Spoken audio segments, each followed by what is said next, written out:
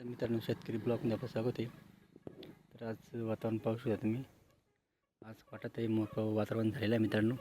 आणि गेल्या 8 ते 10 दिवसापासून केव्हाही पाऊस यायचा, त्याला सकाळी नाही आला तर संध्याकाळी आला, संध्याकाळी आणि दुपारी आला, असं केव्हाही पाऊस येत होता मित्रांनो.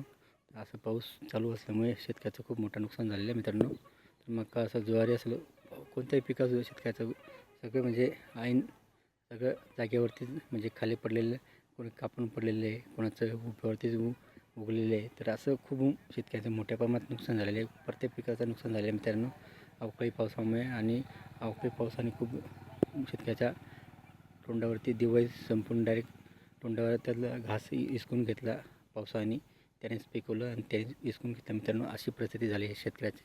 शेतकऱ्यांनी काय करावं काय नाही असा मोठा प्रश्न शेतकऱ्यांसमोर आहे मित्रांनो. तर काही खूप वाईट परिस्थिती मित्रांनो शेतकऱ्याची.